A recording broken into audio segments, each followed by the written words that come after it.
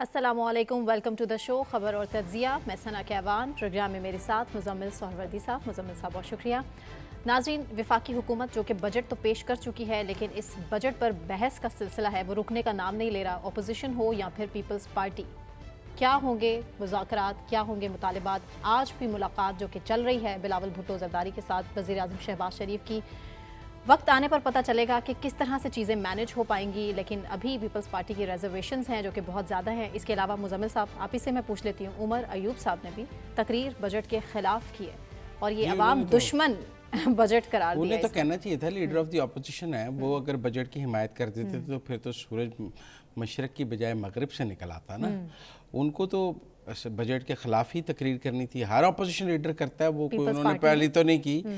मसला peoples party का है, उमर अयूब का मसला नहीं है। उमर अयूब की का खिलाफ तकरीर करना इतनी अहम बात नहीं है। सवाल ये है कि पीपल्स पार्टी और मुस्लिम लीग नून का ऊँट किस करवट बैठेगा। देखिए, मुलाकात पहले 4 बजे थी, फिर 5 बजे हुई, फिर 7 बजे हुई। बिलावल साहब अपने बिलावल हाउस में अपने पार्टी के लोगों के साथ मीटिंग करते रहे। एक कहा यह जा रहा है कि मीटिंग डिले बिलावल साहब की तरफ से होती जा रही है, दूसरी तरफ कहा गया कि ये प्राइम मिनिस्टर की तरफ से हो रही है। बहरहाल कहीं से भी मीटिंग डिले हो रही है, तो मीटिंग का डिले होना कोई अच्छी साइन नहीं होता। क्या रीजंस क्या है, अंदर की खबर क्या है? अगर तो पीपल्स पार्टी की तरफ से हो रही है तो वो अपनी कंसल्टेशन कर रहे होंगे कोई, और दूसरी बात यह है कि मुशावरत होगी। मसला कोई मरकज़ का बजट नहीं है। मैंने पहले भी अपने प्रोग्राम में कई दफ़ा कहा है, मसला पंजाब में है। वजारतें और डीसी और डीपीओज़ की तैनातियाँ। पीपल्स पार्टी का मौक़िफ़ है कि जिन अजला से वो जीते हैं वहाँ की ब्यूरोक्रेसी उनकी मर्ज़ी से लगाई जाए। मुस्लिम लीग नून ये करने के लिए तैयार नहीं है। क्या वो डीसी और डीपीओ लग जाएंगे, मिनिस्ट्रियाँ मिल जाएंगी पंजाब में, तो वो मरीम नवाज़ की अपनी रिजर्वेशन है। तो मेरे ख्याल में पंजाब मसला है। मरकज़ में देखिए, पीपल्स पार्टी का कोई ये डिमांड थोड़ी है कि ये टैक्स हटा दें, ये टैक्स डाल दें। उन्हें पता है, सब कह रहे हैं हमें तो कोई मसला ही नहीं है वज़ारतों से, उन्हें कह रहे नहीं चाहिए, नहीं चाहिए। लेकिन अब देखने की बात है कि पंजाब के हवाले से क्या तय होता है। और मुझे लगता है कि बिलावल साहब ने काफ़ी हार्ड स्टैंड लिया हुआ है। जो हम लोगों का शुरू में ख्याल था कि इन दी एंड जाके मान जाएंगे, ये है वो है। जरदारी साहब नहीं मान रहे या बिलावल साहब? मेरा ख्याल है बिलावल साहब नहीं मान रहे। जरदारी साहब तो इन दी एंड सीज फायर ही कराएंगे, और बिलावल साहब का हार्ड स्टैंड है। और उनके आज की मुलाकात का डिले होना, फिर वफद के साथ, तो ये सब शो कर रहा है कि थिंग्स आर नॉट गुड। लेकिन दूसरी तरफ बजट पर बहस का आगाज़ हो गया है। अब इसमें एक सूरत हाल तो ये भी हो सकती है कि पीपल्स पार्टी बजट से एब्सटेन कर जाए, ना हक में ना खिलाफ। तो ऐसी सूरत में मुस्लिम लीग नून और पीटीआई के दरमियान वोटों का मुकाबला हो जाए तो बजट पास हो जाएगा। और पीपल्स पार्टी ना हक में वोट डाले ना खिलाफ वोट डाले, ना खिलाफ वोट डाले, तो फिर भी मामला हल हो जाता है। वो कहेंगे हमने, नहीं हल हो सकता है मामला, फिर वो कहें कि हमने बजट का बाइकआउट कर दिया जी। और अगर वो कहें कि हमने बजट की हिमायत का ऐलान कर दिया है और बिलावल आकर कौमी असम्बली में बजट के हक में तकरीर कर दें, तो फिर पीपल्स पार्टी की अपनी पॉलिटिकल पोजीशन भी काफ़ी ख़राब होगी। अच्छा, नून लीग ये कह रही है कि पीपल्स पार्टी सरासर मुनाफकत कर रही है। हत्ता इज़्ज़त का कानून हो, कहते हैं कि जी गवर्नर नहीं था हमारा तो वो क्यों गए, उनके मौजूदगी में अगर ये हो जाता तो वो ना चले जाते। ये पीपल्स पार्टी बेसिकली पिच के दोनों तरफ खेल रही है, विच इज़ नॉट गुड। अच्छा, लफ्ज़ मुनाफकत तो अच्छा नहीं है, मैं समझता हूँ।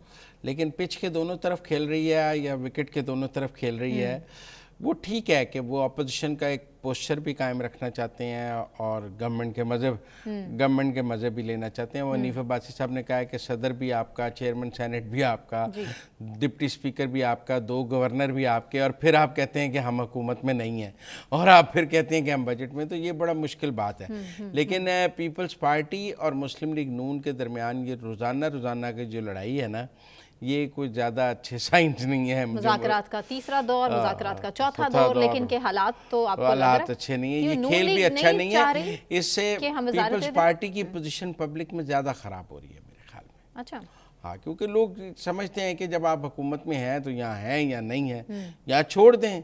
लेकिन हुकूमत के लिए दर्द सर बनी हुई है पीपल्स पार्टी। नहीं, वो दर्द सर तो बनी हुई है। लोग पीपल्स पार्टी से भी तो ये मुतालबा करते हैं ना कि वो एक स्टैंड ले लें, Exactly. या गवर्नमेंट के साथ है या नहीं है, यही मौलाना साहब या से भी expect करते हैं। या आप चेयरमैन सेनेट भी रखेंगे, 2 गवर्नर भी रखेंगे, बलोचिस्तान का वज़ीर आला मुस्लिम लीग नून के वोटों की वजह से बना हुआ है, फिर आप डिप्टी स्पीकर भी रखेंगे, तो फिर ये सब कुछ नहीं है। लेकिन मेरा ख्याल है कल हम बहुत बेहतर पोजीशन में होंगे इस सारे के ऊपर, ये जो बात करने के लिए कल के प्रोग्राम में इस पर ज़्यादा बात करेंगे।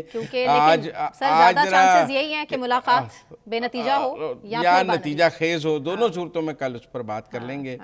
आज मेरे ख्याल में अगले सेगमेंट्स में केपी में जो ड्रामा चल रहा है और पंजाब में डॉक्टरों की हड़ताल चल रही है, उस पर बात कर लेंगे कि यंग डॉक्टर्स क्या कर रहे हैं, क्यों उनका प्रोटेस्ट है, मुतालबात क्या हैं, इस पर बात करेंगे। लेकिन एक ब्रेक के बाद हमारे साथ रहिए।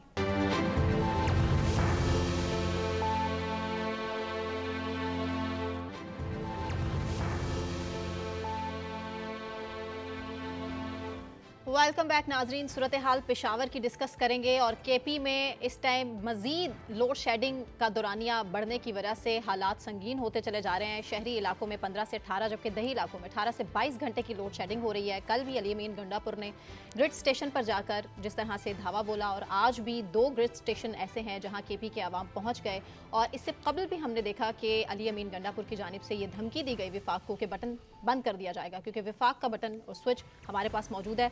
मुज़म्मिल साहब, सूरत हाल ये है कि अब पख्तूनख्वा में ग्रिड स्टेशन पर धावे के बाद वज़ीर तवानाई भी वज़ीर दाखिला मोहसिन नकवी साहब के पास ख़त की सूरत में पहुँच गए। अपने मसाइल उन्होंने उनको भी बावर करा दिए हैं कि मसलों का हल निकालें। लेकिन आपको क्या लगता है, मसलों का हल मोहसिन नकवी साहब के पास है? नहीं, देखिए मोहसिन नकवी साहब के पास है।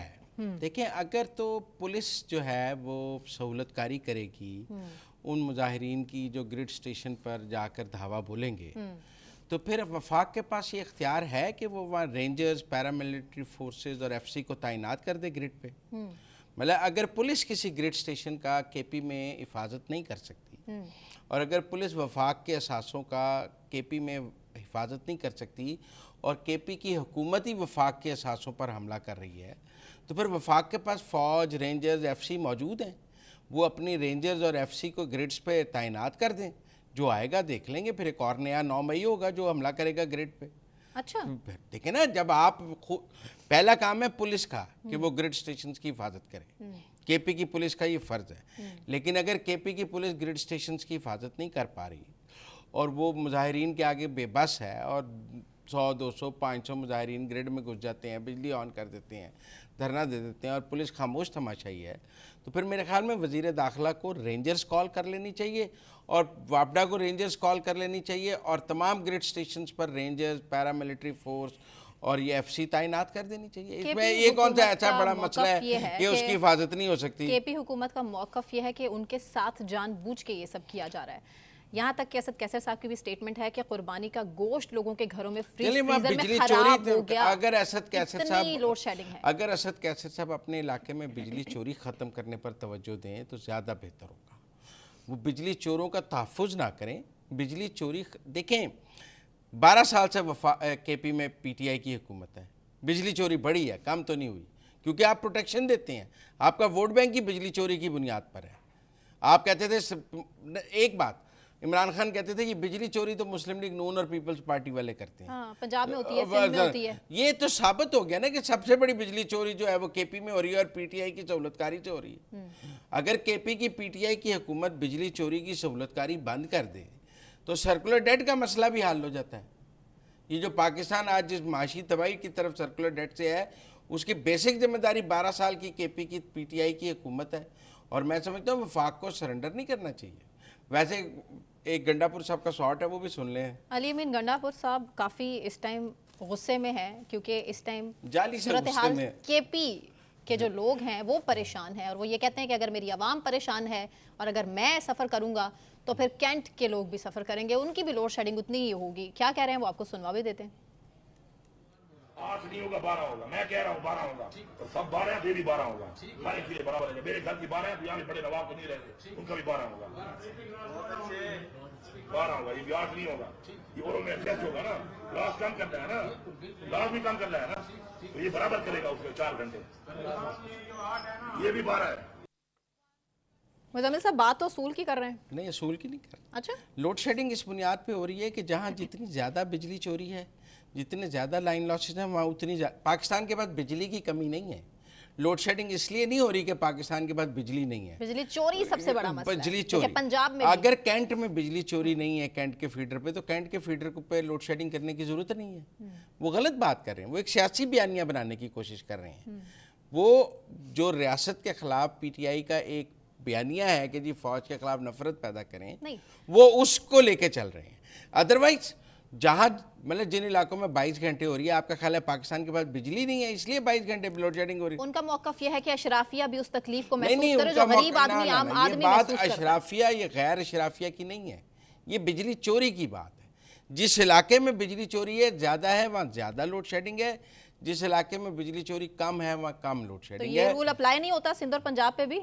पंजाब में तो आप देख लें जिन इलाकों में पंजाब में भी बिजली चोरी ज़्यादा है, वैसे तो ऐसा कोई इलाका नहीं मर्दान जैसा। हमारे साथ हामिद वलीद साहब मौजूद हैं, उनसे ज़रा केपी की बिजली चोरी के बारे में अदादो शुमार ले लें, पावर सेक्टर के एक्सपर्ट हैं, उनसे कंपैरिजन लेते हैं। हामिद वलीद साहब बहुत शुक्रिया आपके वक्त के लिए। सूरत हाल इस टाइम केपी में बड़ी संजीदा है और ईद से पहले से हम देख रहे हैं कि एक के बाद एक थ्रेट हमारे सामने आता है केपी वज़ीर आला का, अली अमीन गंडापुर का, और वो कहते हैं कि इस विफाक का स्विच हमारे पास से बंद कर दें। फिर उन्होंने थ्रेट किया है। असल मसला है कि वहाँ लोड शेडिंग पंजाब सिंध बलूचिस्तान से सबसे ज़्यादा की जा रही है। केपी के अवाम को बकौल उनके किसी न किसी कसूर की सज़ा दी जा रही है। आपको क्या लगता है? ऐसा है कि मुज़म्मिल सोहरवर्दी साहब अभी जो गुफ्तगू कर रहे थे कि जहाँ पर हैवी लाइन लॉसेस हैं वहाँ पर ज़्यादा लोड शेडिंग होगी, ये वो फार्मूला है जो सबसे पहले के इलेक्ट्रिक ने अप्लाई किया था, जिसको 2014 में उस वक्त की फेडरल गवर्नमेंट ने ओन करते हुए पूरे पाकिस्तान के अंदर इस फार्मूले के तहत जहां हैवी लाइन लॉसेस होंगे वहां ज्यादा load shedding. Heavy line losses का मतलब है जहां ज्यादा बिजली चोरी होगी। बिल्कुल दुरुस्त कहा आपने मुजम्मिल। और फिर ये था कि अब जरा केपी में कितने ग्रिड स्टेशन हैं और ग्रिड स्टेशन पर बिजली चोरी की शरह क्या है ये हमें बता दें। ये बड़ा इंटरेस्टिंग है कि इस वक्त केपी के अंदर कोई 146 ग्रिड स्टेशंस हैं और अगर एवरेज हर ग्रिड स्टेशन के ऊपर 6 फीडर्स लगाए जाएं तो कोई 940 के करीब फीडर्स हैं।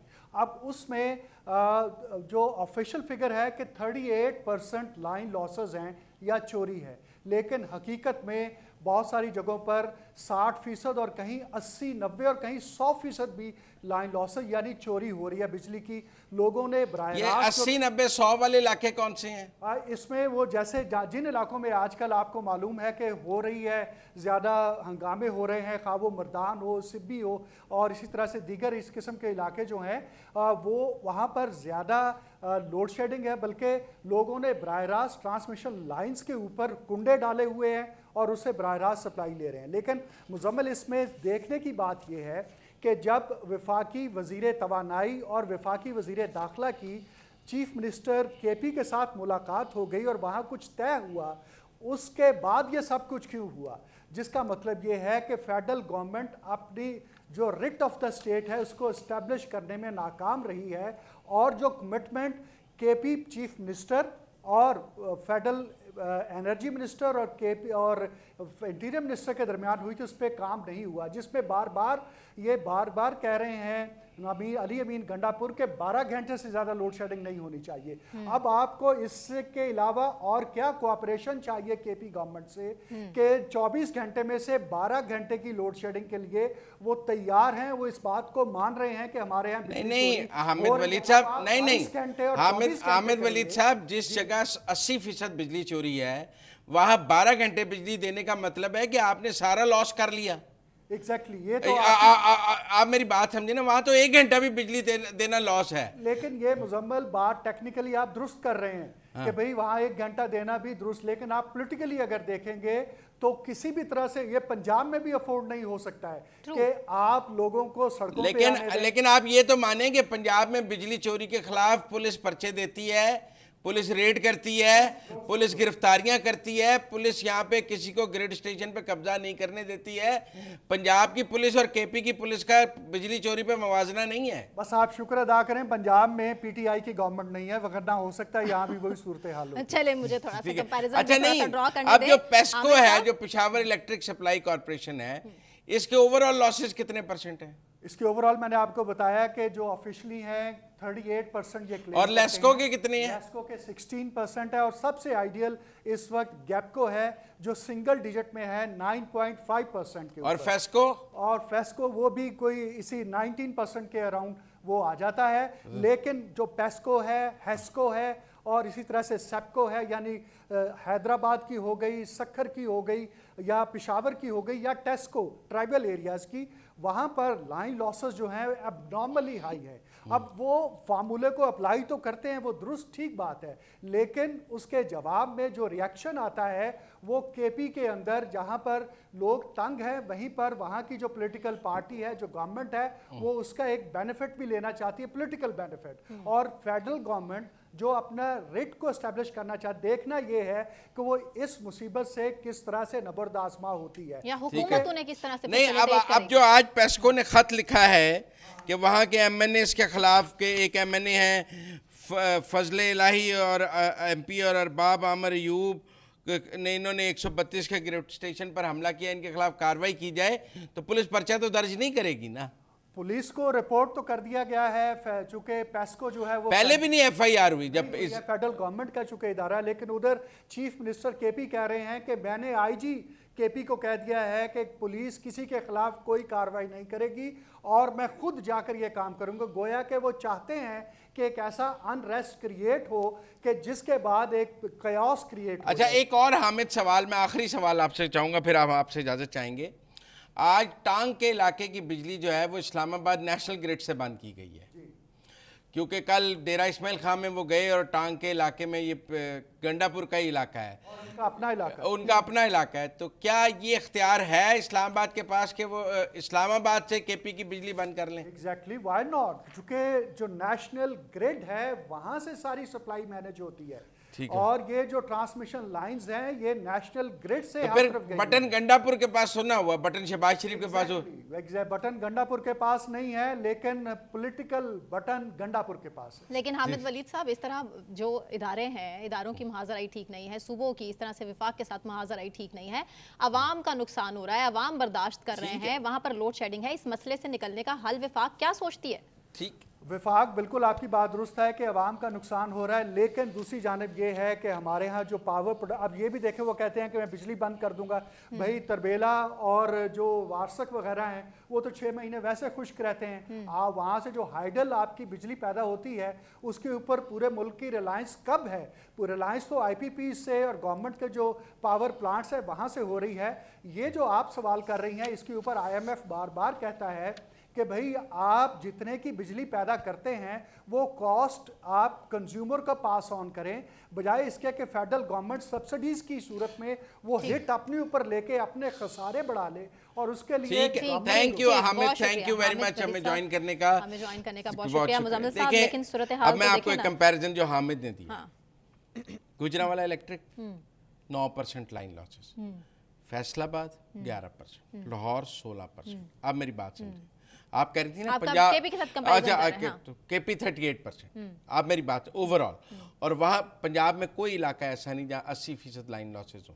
वहाँ सिंध की सूरत हाल केपी से बेहतर है, लेकिन वहाँ भी बुरी है, बहुत बुरी है, लेकिन केपी से बेहतर है। आपको मैं एक बात बताऊं, प्रॉब्लम केपी का ये है कि केपी की हुकूमत ने बिजली चोरी की सरकारी सरपरस्ती शुरू कर दी है और 12 साल से केपी में PTI की हुकूमत बिजली चोरी के ऊपर अपनी सियासत कर रही है। मतलब ये कहते थे जी चोर नून लीग गया और पीपल, आप ये बताएं केपी में बिजली चोरी के खिलाफ आज तक PTI की हुकूमत ने कोई क्रैकडाउन किया? इनकी अपनी भी 4 साल हुकूमत रही है, इमरान खान वजीर आजम रहे हैं। कोई आज यहाँ तो ये कहना कि इमरान खान के दौर में बिजली चोरी खत्म हो गई थी, केपी में खत्म हुई, इतनी ही रही, 80% 100%। लेकिन मुजम्मिल साहब क्रैकडाउन तो पंजाब में भी हुआ, सिंध में भी हुआ, बिजली चोरी रुक गई? पंजाब में क्रैकडाउन, यहाँ के मसले हल हुए? मसला तो ये हुआ, ये जो इतने नीचे आए हैं लाइन लॉसेज, ये क्रैकडाउन से ही आए हैं ना, ये वैसे तो नहीं आए। लेकिन अभी भी अगर केपी में इलाके ऐसे वहाँ पर लोड शेडिंग चल रही है, वहाँ पे बिजली चोरी हो रही है, जहाँ बिजली चोरी हो रही है वहाँ लोड शेडिंग चल रही है, वहाँ क्रैकडाउन भी चल रहा है, लेकिन उतनी नहीं जितनी केपी में। केपी में बहुत ज्यादा बिजली चोरी, बहुत ज्यादा लोड शेडिंग भी हो रही है, बहुत ज्यादा बिजली चोरी भी हो रही है। नहीं, आप ये कहें, देखिए लोड शेडिंग हो रही है क्योंकि बिजली चोरी ज्यादा है। ये बात पाकिस्तान की आवाम को बतानी बहुत जरूरी है कि जब आपके इलाके की बिजली चोरी ज़्यादा होगी तो आपके इलाके में लोड शेडिंग ज़्यादा होगी। आप अपने इलाके की बिजली चोरी की सरकारी सरपरस्ती करेंगे तो आप पाकिस्तान से दुश्मनी करेंगे। और मैं समझता हूँ कि वफाक को केपी के तमाम ग्रिड स्टेशंस पर रेंजर्स और पैरामिलिट्री फोर्सेस लगा देनी चाहिए। जुर्रत कहती है किसी की कि वो ग्रिड स्टेशन के अंदर घुस जाए सरकार की मिल्कियत में।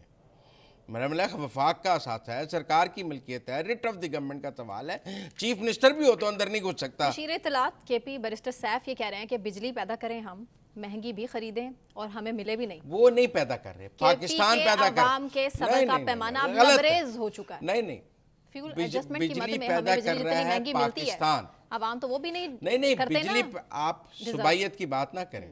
अलग अलग मुल्क है पाकिस्तान में, अलग अलग पाकिस्तान में आपने अलग अलग मुल्क, केपी अलग मुल्क है, पंजाब अलग मुल्क है। नहीं, पाकिस्तान बिजली पैदा कर रहा है, पूरे पाकिस्तान की आवाम का उसके ऊपर हक है, बराबर हक है। एक ही रेट पे पूरे पाकिस्तान में बिजली मुहैया की जाती है। ये नहीं हो सकता कि केपी का रेट अलग हो, पंजाब का अलग हो, बलूचिस्तान का अलग हो।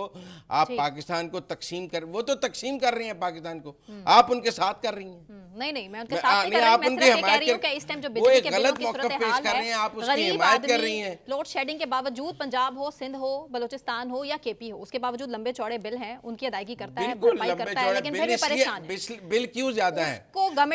जब 40% बिजली चोरी होगी तो वो 40% का बजट बिल भी मैंने देना है। खैर ये हुकूमत को इसका नहीं निकालना है। मतलब अगर हुकूमत बिजली चोरी में मुलव्वस हो, अगर अब तो साबित हो गया ना कि केपी की हुकूमत, मतलब वो क्या गंडापुर साहब अपने जहाँ के वजीर आला हैं वहाँ बिजली चोरी खत्म नहीं करा सकते?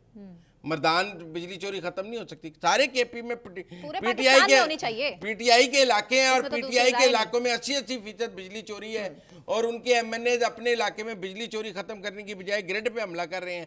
हम इस पे उनको हीरो बना सकते हैं, वो दुश्मनी कर रहे हैं पाकिस्तान से। लेकिन ये हल मसले का निकलना चाहिए, पूरे पाकिस्तान से लोड शेडिंग खत्म होनी चाहिए। ब्रेक मुझे लेनी है, ब्रेक से वापस आने के बाद हम जो हॉस्पिटल यंग डॉक्टर एसोसिएशन, इसके अलावा नर्सेज का एहतजाज चल रहा है, उस पर बात करेंगे। एक ब्रेक के बाद हमारे साथ रहिए।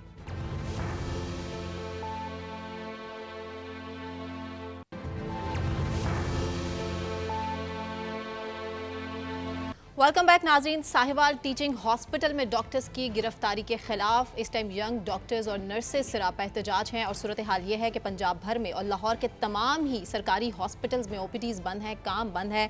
सूरत हाल यह है कि जनरल हॉस्पिटल हो, Mayo hospital, Gangaram services hospital, Jinnah अस्पताल, लेडी विलिंगटन, लेडी एचिसन में ओपीडीज़ में भी काम बंद है और डॉक्टर्स नर्सेज सरापा एहतजाज हैं। हमारे साथ मौजूद हैं ख्वाजा इमरान नज़ीर, वज़ीर सेहत पंजाब। इमरान साहब बहुत शुक्रिया आपके वक्त के लिए। कैसे काम आगे बढ़ेगा? इस टाइम तमाम हॉस्पिटल्स में काम बंद है और सूरत हाल ये है कि मरीज़, आम आदमी, गरीब, ख़वार और जलील।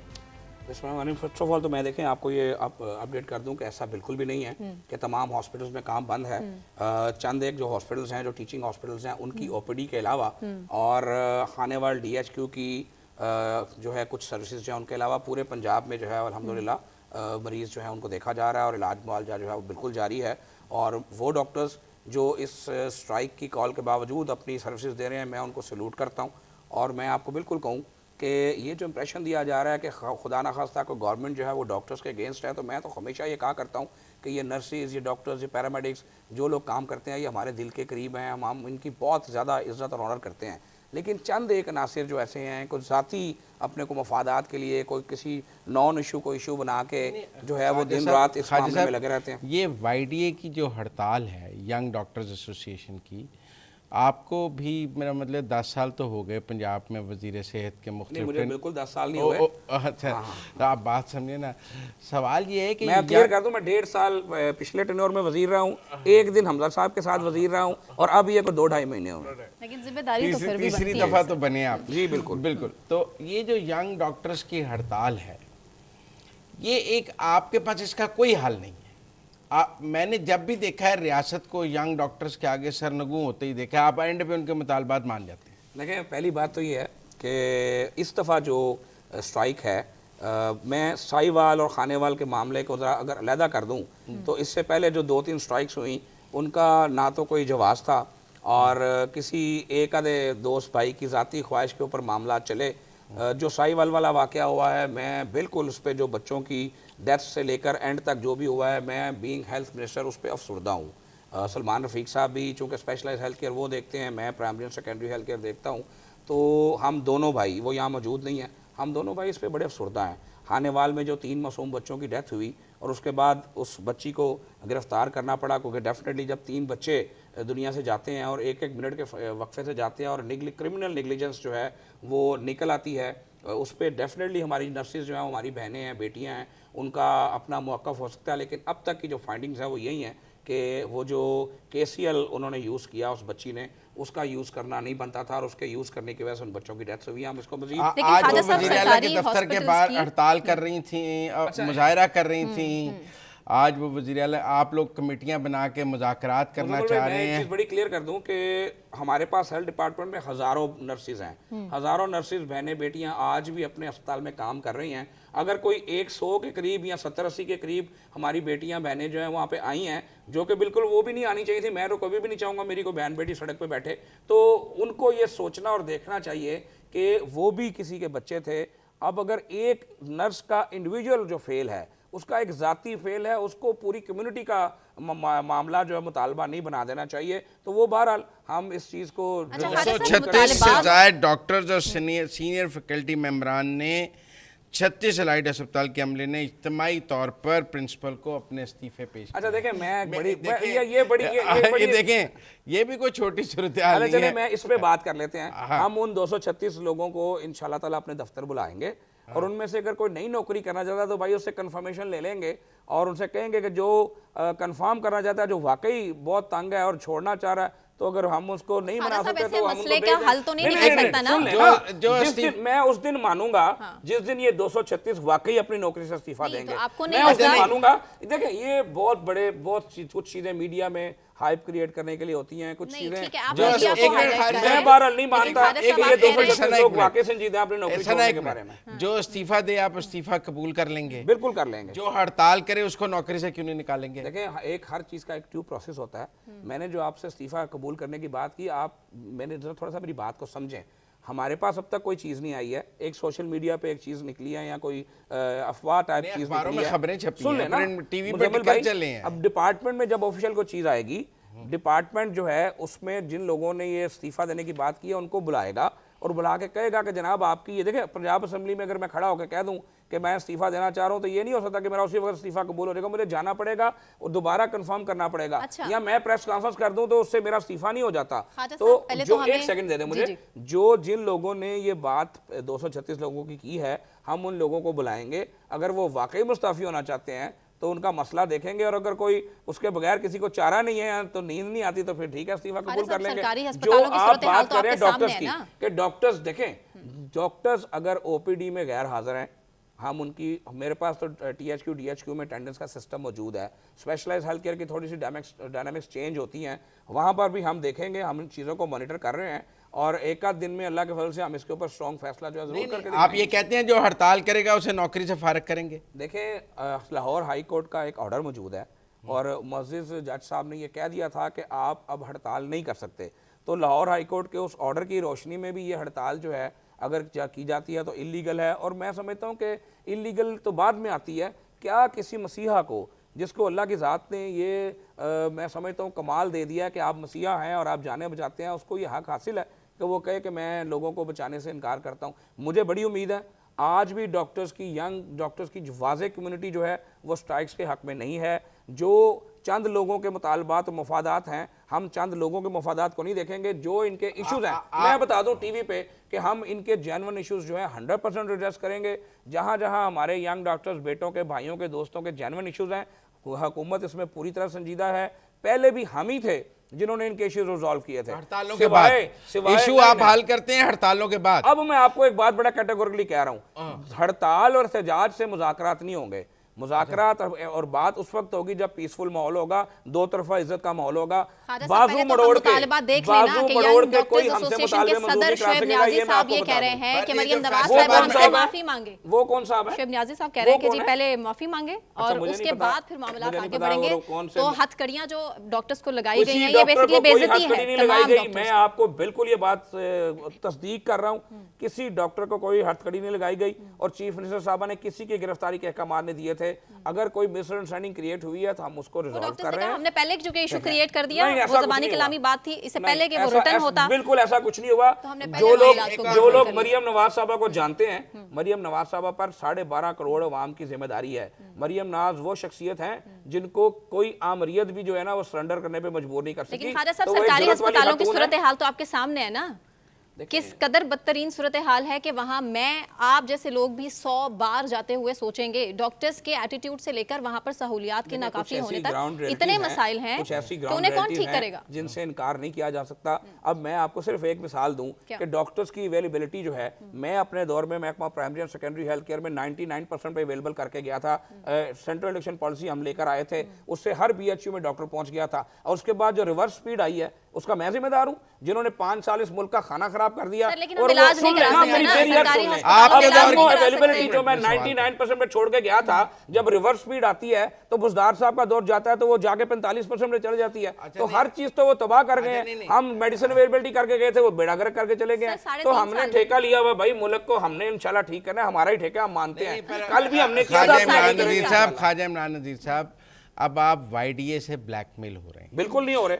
ये फैसलाबाद मेडिकल यूनिट में मेरे लिए बड़ी मोहतरम है। हम किसी भी तंजीम से बिल्कुल ब्लैकमेल नहीं होंगे, जो जायज बात करेगा उसका मुतालबा मानेंगे। देखें, आप फैसलाबाद मेडिकल यूनिट में YDA के लोगों को out of the way induct किया गया। नहीं है, ऐसा नहीं है। देखें, एक रिपोर्ट की है एक अखबार ने, उसके ऊपर चीजों को देख रहे हैं, इंक्वायरी कर रहे हैं। अब मुझे एक बात बताएं कि अगर किसी डॉक्टर का किसी तंजीम से ताल्लुक है या रहा है, बहुत सारों का रहा है, तो उसका मतलब ये तो नहीं होता कि किसी तंजीम को नवाज दिया गया। एक डॉक्टर अगर फर्ज करें मैं अब PMLN में हूं, कल मैं किसी जगह पे जाऊंगा तो मुझे क्या दिया जाएगा, ये तो जनाब PMLN के बंदे को नवाज दिया गया। तो मुजम्मिल साहब ऐसा नहीं है, चीज़ों को थोड़ा सा देखने की जरूरत होती है।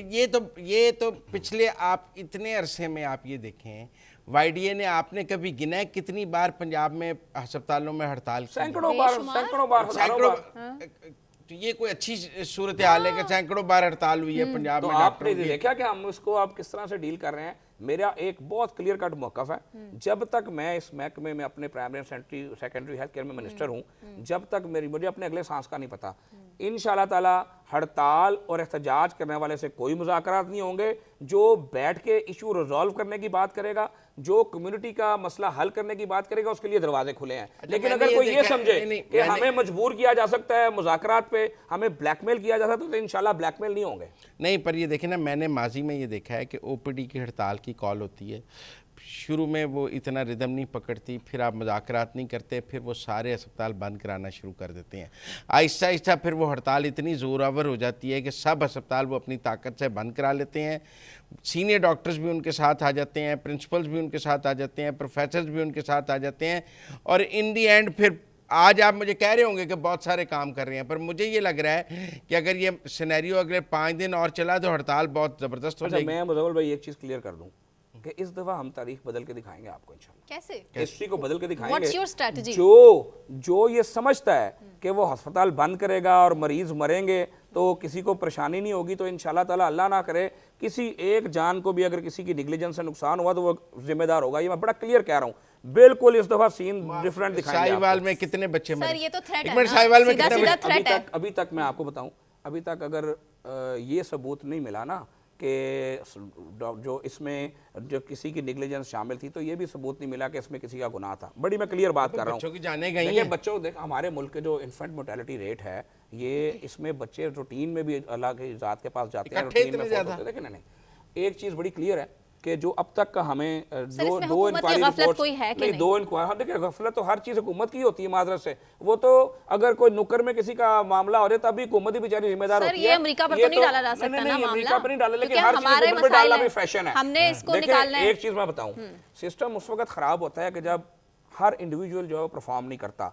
अगर हर चीज की जिम्मेदारी जो है पाकिस्तान में तो ये सबसे हेड ऑफ बड़ा स्टेट मसला ने है। लेनी है, हाँ? तो हमें सबको अपने अपने हिस्से का काम करना होगा। जब तक मैं आप हम सब अपने अपने हिस्से का काम नहीं करेंगे, सिस्टम परफॉर्म नहीं करेगा। तो हम आहिस्ता आहिस्ता हमें दिन कितने हुए हैं भाई हुकूमत में, पहले ये बताएं। मरियम नवाज साहबा की हुकूमत को भी 100 दिन हुए हैं। आप 100 दिन में उन्होंने देखे क्या क्या नहीं कर लिया। उन्होंने मोबाइल क्लिनिक्स ऑन व्हील्स चला लिए, उन्होंने मोबाइल फील्ड हॉस्पिटल चला लिए। वो दवाई जो मिलना पे भी हड़ताल होगी जब वाईडीए हमारे सरकारी हॉस्पिटल है, मेरे सवाल का भी जवाब दे देना। आप दोनों राइट लेफ्ट बैठे हैं कि वो दवाई जो बुजदार हुकूमत बंद कर गई थी 3 महीने के अंदर अंदर अल्लाह के फजल से लोगों के घरों में भी जा रही है और अस्पतालों में भी मिल रही है। सारा कसूर बुजदार हुकूमत का बिल्कुल है। 3.5 उन लोगों का कसूर है जिन्होंने इस मुल्क को रिवर्स स्पीड पर धकेला। उन लोगों का कसूर है जिन्होंने चलते उड़ते फलते पाकिस्तान को डाउन किया।